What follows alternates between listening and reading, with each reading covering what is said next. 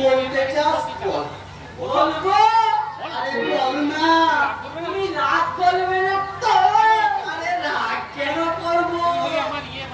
তুই হলি আমার নিজের পেটের মানে ভাগ্নে, নিজের বোনের পেটের বলে ফেল।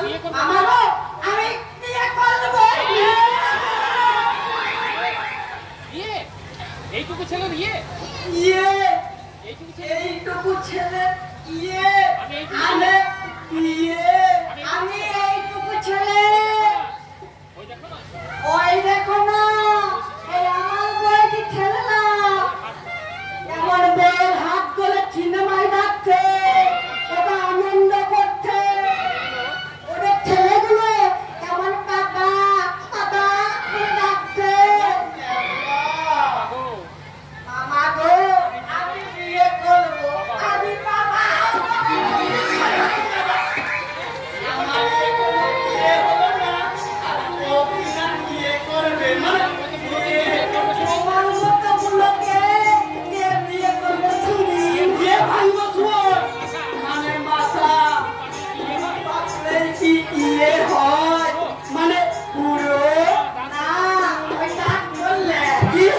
আমার দাঁত পড়েছে।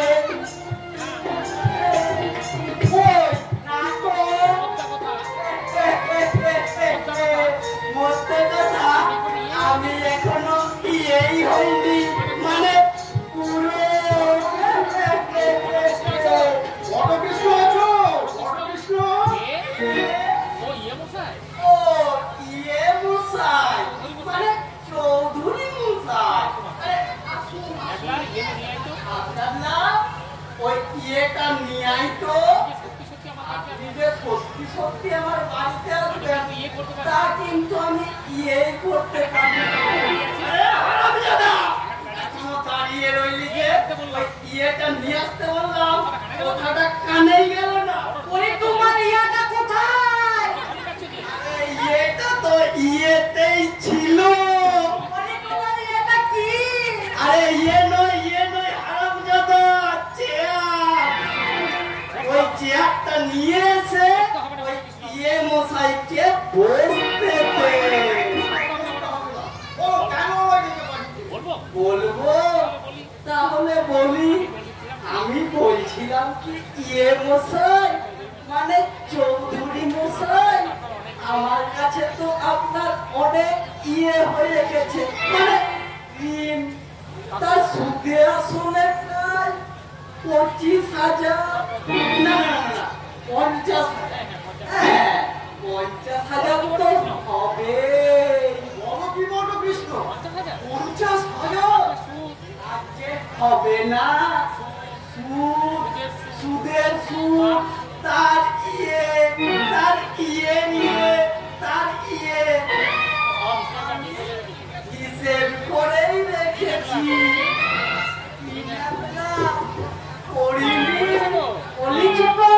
পারবে না, ওটা টিম পেরেছে। তোমার কথা আমি ঠিক বুঝতে পারছি না। হ্যাঁ ওই জন্য আমি তোমার কাছে টাকা ধার নিয়েছি ঠিক, কিন্তু প্রতি মাসেই তো আমি কিছু কিছু শোধ দিয়েছি। আরে এমন তো মশাই, এক বালতি জলে মাসে 1 চিমটে করে চিনি দিলে সেই জল কি আর সহজে ইয়ে হয়? মানে বড়কৃষ্ণ আপনি ভাববেন না ইয়ে মশাই, আমি আপনাকে আরো 10,000 ইয়ে দেব, মানে টাকা।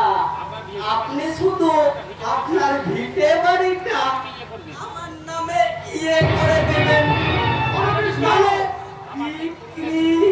বড়কৃষ্ণ আমার দিন পুরুষের স্মৃতি বিজড়িত ওই ভিটা মাঠে আমার কাছে স্বর্গ, এই স্বর্গের মাঝে দাঁড়িয়ে আছে আমার দাদু ওয়াল স্বাধীনতা সংগ্রামী মহিম চৌধুরীর শহীদ বেদী। আর সেই মাঠে আমি তোমাকে বিক্রি করে দেবো। নিশ্চয়ই দেবেন। না বড়কৃষ্ণ না, আমি জীবিত থাকতে সেই মাটি কখনোই বিক্রি করবো না। তাহলে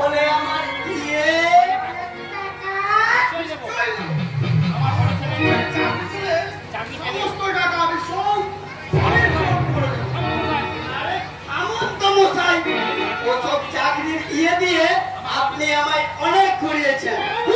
স্বাধীনতার জন্য যুদ্ধ করেছেন, দেশ স্বাধীন করেছেন, আমার ইয়ে করেছেন। ধার নিয়ে শোধ দিতে পারে না, আমার স্বাধীনতার নামে পড়াই করা। মুখে দেয় সুয়ার, মুখে দেয়।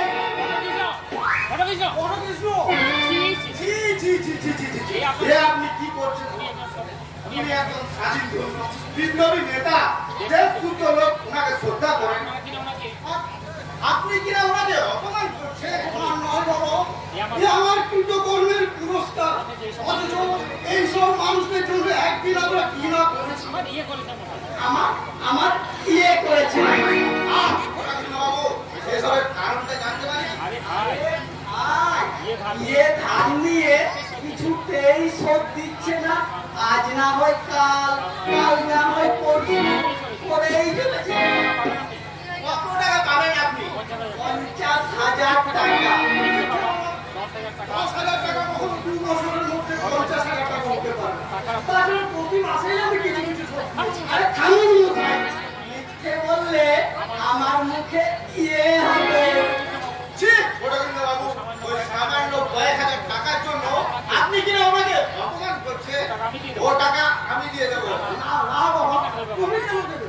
বড় কৃষ্ণের কাছে দায় মুক্ত হলেও তোমার কাছে কি হবে? আমি দিয়ে যাই। ও টাকা আপনাকে শোধ দিতে হবে না কাকা বাবু। কিছু মনে করো না। আমি কারো অনুগ্রহে দাও করি। তাহলে ও টাকা আপনি আমায় দিয়ে দেবেন না? তা দেবেন কেন? টাকা চেয়ে আর ইয়ে পড়াইতেছি না। মান সম্মান। এই জন্যই সারা বাঙালি যাত্রা মরেছে। কেউ একটু সম্মান দিতে চাইলে সারা বিরাট কিছু ভেবে নেয়, আর সেই সম্মানের জন্য মরবে, তবু সম্মান ছাড়বে না। আমার গুণের যুব, আমার পরিচয় না বুঝিনি। তোমার কাছে আপনি একজন মহান স্বাধীনতা সৈনিক, স্বাধীনতার জন্য যুদ্ধ করেছেন, এমন ডাকাতি এমনকি খুনও করেছেন। একেবারে আপনাকে ডাকাত বা গুলি বলতো, তার প্রমাণ তো সামনে লেগেছে। ওই যে ডাকাতি করতে গিয়ে একটা চোখ হারিয়েছেন, আর পুলিশের মারের চোখে একটা হাত হয়েছে। তুমি তাহলে স্বাধীনতা সৈনিক নন। স্বাধীনতা সৈনিক বলে ইতিহাসের পাতায় নাম থাকতো না? ওই তুমি দেখলামে ক্ষুদিরাম কখনো জানি বিনয় বাদল দীনেশের পাশে ওই আমাদের চৌধুরীর নামটা। মানুষ যারা তোদের জন্য আন্দোলন লড়াই করে বুকের রক্ত ঝরিয়ে দেশের জন্য স্বাধীনতা ফিরিয়ে আনতে চায়, আজ তারাই হলো তোদের কাছে টাকা।